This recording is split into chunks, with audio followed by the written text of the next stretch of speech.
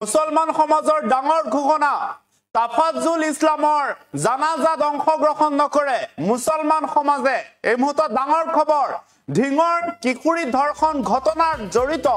অৰ্থাৎ তাফাজুল ইছলামৰ মৃত্যুৰ পাছতে এবাৰ গাঁৱৰ সাধাৰণ লোকৰ ডাঙৰ ঘোষণা মুছলমান সমাজৰ ডাঙৰ ঘোষণা এবাৰ তাফাজুল ইছলামৰ জানাজাত অংশগ্ৰহণ নকৰে লগতে তাফাজুল ইছলামৰ ঘৰ বা পৰিয়ালক এঘৰীয়া কৰিছে সমাজৰ পৰা এই মুহূৰ্তত জনাইছে গুৰুত্বপূৰ্ণ খবৰ যিহেতুকে ঢিঙৰ কিশোৰী ধৰ্ষণ ঘটনাক লৈ সমগ্ৰ দেশজুৰি সমগ্ৰ ৰাজ্যজুৰি প্ৰতিক্ৰিয়াৰ সৃষ্টি হৈছে তেনে সময়তে এবাৰ মুছলমান সমাজ ওলাই আহিছে অপৰাধীৰ কোনো ধৰ্ম নাথাকে এই মন্তব্যৰে এই বাক্যশাৰীৰে সৰুগত কৰি এবাৰ একাংশ অৰ্থাৎ মুছলমান সমাজ ওলাই আহিছে ভুক্তভোগী কিশোৰীৰ ন্যায়ৰ দাবীত বা ভুক্তভোগী কিশোৰীৰ সপক্ষে মান মাতিছে যে যিসকল এই মূল দোষী আছিলে তেওঁলোকক শীঘ্ৰে কৰায়ত্ব কৰিব লাগে লগতে পুৱতি নিশাৰ ভাগত পুখুৰীত পৰি যি সলিল সমাধিকতা কিশোৰী ধৰ্ষণ কাণ্ডৰ মূল অভিযুক্ত তাফাজুল ইছলামৰ জানাজাত অংশগ্ৰহণ নকৰে কোনো মুছলমান সমাজে এই ডাঙৰ ঘোষণা কৰিছে অঞ্চলটোৰ ৰাইজে আমি জনাইছো গুৰুত্বপূৰ্ণ খবৰ লগতে ৰাইজে এঘৰীয়া কৰিছে তাফাজুলৰ পৰিয়ালক ইতিমধ্যে জনাইছো গুৰুত্বপূৰ্ণ খবৰটো তাফাজুল ইছলামক বৰভেটি গাঁৱৰ ৰাজহুৱা কবৰস্থানতো কবৰ নিদিয়াৰ বাবে বা কবৰ নিদিবলৈ হুংকাৰ দিছে আমাৰ হাতত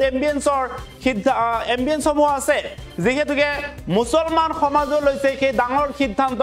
তাফাজুল ইছলামক বৰভেটি গাঁৱৰ ৰাজহুৱা কবৰস্থানত কবৰ দিয়া নহব বুলিও সিদ্ধান্ত গ্ৰহণ কৰিছে ৰাইজে ৰাইজ মেল অনুষ্ঠিত কৰি বৰভেটি গাঁৱৰ লোকে এই সিদ্ধান্ত গ্ৰহণ কৰিছে এই মুহূৰ্তত ডাঙৰ খবৰ আহি পৰিছে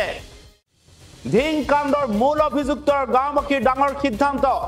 ঢিং কাণ্ডৰ মূল অভিযুক্ত তাফাজুল ইছলামৰ জানাজাত অংশগ্ৰহণ নকৰে গাঁওবাসীয়ে লগতে তাফাজুল ইছলামৰ পৰিয়ালকো এঘৰীয়া কৰাৰ সিদ্ধান্ত গ্ৰহণ কৰিছে ৰাইজে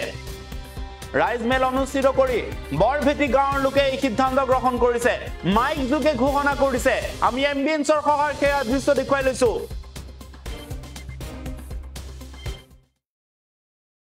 ইতিমধ্যে তেওঁৰ মৃত্যু হৈছে আৰু তেওঁৰ জানাজাত আমি অংশগ্ৰহণ নকৰো বুলি হোৱা মৰ্মান্তিক ঘটনাৰ বিষয়ে আমি জানিব পাৰিছো আৰু এইটো আমি জানিব পাৰিছো যে এই ঘটনাৰ লগত জড়িত মূল অভিযুক্ত তাফাজুল ইছলাম ইতিমধ্যে তেওঁৰ মৃত্যু হৈছে আৰু তেওঁৰ জানাজাত আমি অংশগ্ৰহণ নকৰো বুলি ইতিমধ্যে আমি সামাজিকভাৱে প্ৰস্তাৱ গ্ৰহণ কৰিছো লগতে তেওঁক আমি আমাৰ যি ৰাজহুৱা কবৰস্থান এই কবৰস্থানত কবৰ দিব নিদিও বুলি আমি প্ৰস্তাৱ গ্ৰহণ কৰিছো ইয়াৰ লগতে তেওঁৰ ঘৰখনক আমি সামাজিকভাৱে বহিষ্কাৰ কৰিছো আৰু আমি যিসকল ব্যক্তিয়ে প্ৰস্তাৱৰ বিষয়ে ইতিমধ্যে অৱগত নহয় তেওঁলোকক আমি অনুৰোধ জনাইছো যাতে প্ৰস্তাৱটো তেওঁলোকে গ্ৰহণ কৰে আৰু তেওঁলোকে যাতে এই কামখিনিত সহযোগিতা নকৰে আমি পুনৰবাৰ অনুৰোধ জনাইছো যিসকল ব্যক্তিয়ে এই প্ৰস্তাৱত অংশগ্ৰহণ কৰা নাছিল বা তেওঁলোকে জনা নাছিল যিসকল ব্যক্তি তেওঁলোকক আমি অনুৰোধ জনাইছো তেওঁলোকে যাতে তেওঁৰ জানাজাত অংশগ্ৰহণ নকৰে আৰু তেওঁৰ পৰিয়ালৰ লগত যাতে কোনো ধৰণৰ সহায় সহযোগিতা নকৰে সংঘটিত হোৱা মৰ্মান্তিক ঘটনাৰ বিষয়ে আমি জানিব পাৰিছো আৰু এইটো আমি জানিব পাৰিছো যে এই ঘটনাৰ লগত জড়িত মূল অভিযুক্ত তাফাজুল ইছলাম ইতিমধ্যে তেওঁৰ মৃত্যু হৈছে আৰু তেওঁৰ জানাজাত আমি অংশগ্ৰহণ নকৰো বুলি ইতিমধ্যে আমি সামাজিকভাৱে প্ৰস্তাৱ গ্ৰহণ কৰিছো লগতে তেওঁক আমি আমাৰ যি ৰাজহুৱা কবৰস্থান এই কবৰস্থানত কবৰ দিব নিদিও বুলি আমি প্ৰস্তাৱ গ্ৰহণ কৰিছো ইয়াৰ লগতে তেওঁৰ ঘৰখনক আমি সামাজিকভাৱে বহিষ্কাৰ কৰিছো আৰু আমি যিসকল ব্যক্তিয়ে প্ৰস্তাৱৰ বিষয়ে ইতিমধ্যে অৱগত নহয় তেওঁলোকক আমি অনুৰোধ জনাইছো যাতে প্ৰস্তাৱটো তেওঁলোকে গ্ৰহণ কৰে আৰু তেওঁলোকে যাতে এই কামখিনিত সহযোগিতা নকৰে আমি পুনৰবাৰ অনুৰোধ জনাইছো যিসকল ব্যক্তিয়ে এই প্ৰস্তাৱত অংশগ্ৰহণ কৰা নাছিল বা তেওঁলোকে জনা নাছিল যিসকল ব্যক্তি তেওঁলোকক আমি অনুৰোধ জনাইছো তেওঁলোকে যাতে তেওঁৰ